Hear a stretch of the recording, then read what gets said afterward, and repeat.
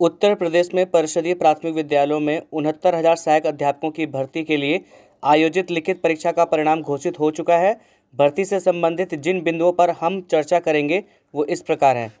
पहला बिंदु है सम्मिलित अभ्यर्थियों के सापेक्ष परीक्षा का परिणाम। दूसरा बिंदु है वर्गीकृत जनरल, ओबीसी, एससी, एसटी आवंटित सीटों के सापेक्ष उत्तीर्ण अभ्यर्थी। तीसरा है अनारक्षित और आरक्षित वर्गों का उत्तीर्ण प्रतिशत। चौथा है भारांक के आधार पर गुणांक कैसे निकालें। और पांचवा है कैटेगरी वाइज अनुमानित चयनित अभ्यर्थियों का प्रतिशत। आइए सबसे पहले बिंदु पे बात करते हैं। पहला बिंदु है सम्मिलित अभ्यर्थियों के सापेक्ष परीक्षा का परिणाम। भर्ती के कुल पद 69,000। 6 जनवरी 2019 को आयोजित परीक्षा के लिए पंजीकृत अभ्यर्थियों की संख्या 4,31,466। परीक्षा में सम्मिलित अभ्यर्थी 4,09,530। परीक्षा में सफल अभ्यर्थी 1,46,060।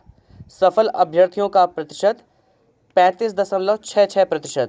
सफल अभ्यर्थियों में जो अभ्यर्थी सम्मिलित हैं उसमें डीएलएड बीटीसी के अभ्यर्थी 38,610, शिक्षा मित्र 8,018, बीएड डिग्री धारक 97,368, अन्य पाठ्यक्रम के अभ्यर्थी 2,064।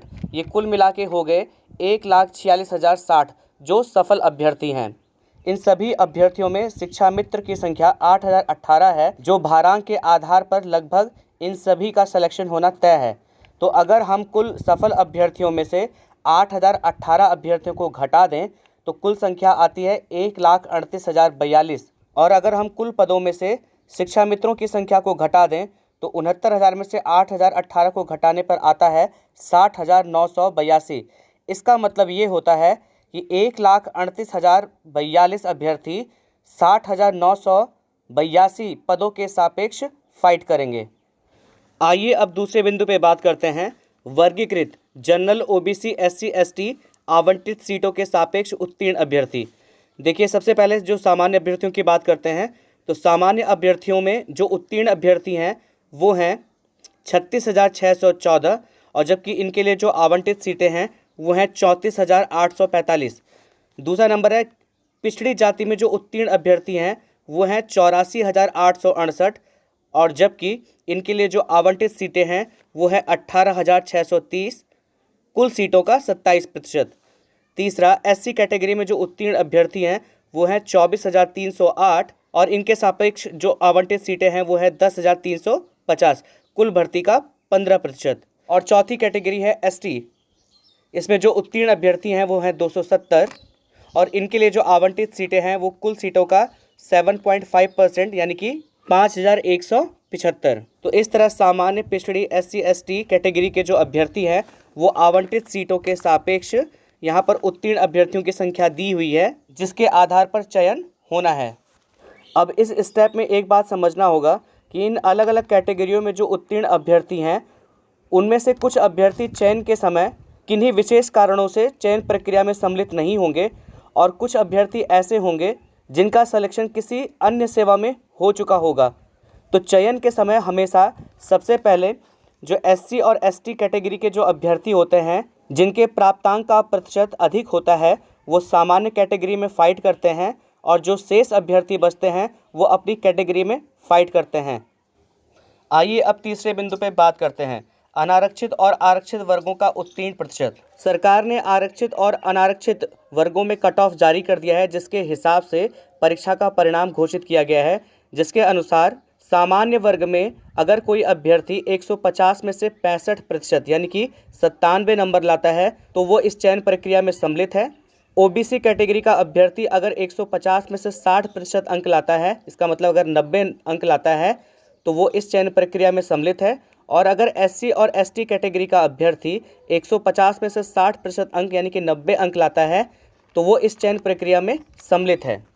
आइए अब बात करते हैं चौथे पॉइंट की, भारांक के आधार पर गुणांक कैसे निकालें। मान लीजिए किसी अभ्यर्थी का सामान्य वर्ग में 68 अंक पर चयन होता है तो गुणांक का गणना कैसे किया जाए इसका एक उदाहरण है, आप इसे देख लीजिए कि मान लीजिए चयनित अभ्यर्थी का हाई स्कूल में जो प्रतिशत है, प्राप्त प्रतिशत है वो है 68%, इंटरमीडिएट में भी उसने 68% अंक प्राप्त किए हैं, ग्रेजुएशन में भी उसने 68% अंक प्राप्त किए हैं और डीएलएड और बीएड में भी उसने 68% अंक प्राप्त किए हैं।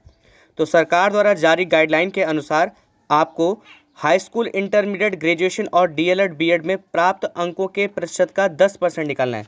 यानी कि अगर हाई स्कूल में 68% अंक हैं तो आपको 68 का 10% निकालना है, यानी कि 68 गुणे 10/100। इसको जब आप हल करेंगे तो आ जाएगा 6.8। इसी प्रकार इंटरमीडिएट में प्राप्त अंकों के प्रतिशत का 10% निकालना है आपको, यानी कि अगर 68% अंक प्राप्त किए हैं तो 68 का 10%, वो भी कितना आ जाएगा 6.8। ऐसे ही ग्रेजुएशन का और डीएलएड या बीएड का भी कितना आ जाएगा 6.8। तो इन चारों का हाई स्कूल, इंटरमीडिएट, ग्रेजुएशन और बीएड का आपने 10-10% निकाला, यानी कि 10, 10, 20, 30 और 40, यानी कि एकेडमिक का जो 40% आया वो कितना आ जाएगा, आप इन चारों को जोड़ दीजिए। तो 6.8, 6.8, 6.8 और 6.8 को आप जब जोड़ेंगे तो ये कितना आ जाएगा 27.2 आ जाएगा। आइए अब समझते हैं कि लिखित परीक्षा का भारांक आप कैसे ज्ञात करेंगे।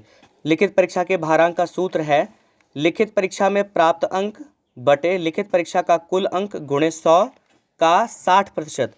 तो देखिए, अगर अभ्यर्थी ने लिखित परीक्षा में 102 अंक प्राप्त किए हैं तो ये हो जाएगा 102 बटे लिखित परीक्षा का कुल अंक कितना है 150 गुणे 100, और इसे आपको ब्रैकेट में कर दीजिए का 60%।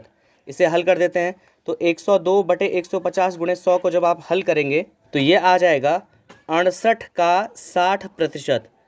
तो ये हो जाएगा आपका 68 का मतलब होता है गुणा 60%, मतलब 60/100। जब आप इसे हल करेंगे तो हल करने के बाद ये आ जाएगा 40.8, यानी कि लिखित परीक्षा का जो भारांक हो गया वो कितना हो गया 40.8। अब आप इसे एकेडमिक के भारांक के साथ में जोड़ दीजिए। तो एकेडमिक का जो भारांक था वो था 27.2। जब आप इन दोनों को जोड़ेंगे तो यह आ जाएगा 68।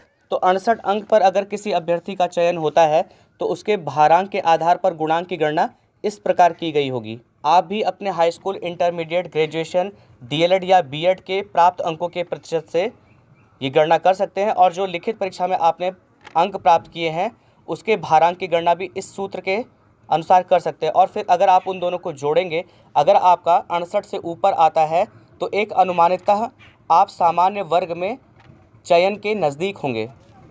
आइए अब बात करते हैं 5वें पॉइंट की कि कैटेगरी वाइज अनुमानित चयन अभ्यर्थियों का अंक। इसका मतलब ये है कि हर कैटेगरी में जो अभ्यर्थी हैं वो लगभग कितने अंक प्राप्त करें कि वो चयनित हो सकते हैं। तो एक अनुमान है कि सामान्य वर्ग में अगर अभ्यर्थी 68 अंक या इससे ज़्यादा अंक प्राप्त करता है तो वो चयनित हो सकता है।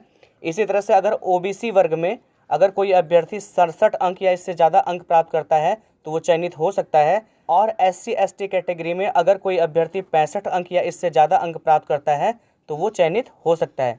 ये एक अनुमान है जो कि हर कैटेगरी में उत्तीर्ण अभ्यर्थी का उस कैटेगरी के सापेक्ष आवंटित सीटों के आधार पर अनुमान लगाया गया है। मैं आशा करता हूँ कि आप लोगों को ये वीडियो पसंद आया होगा। आप सभी लोगों को अग्रिम शुभकामनाओं के साथ बहुत बहुत धन्यवाद।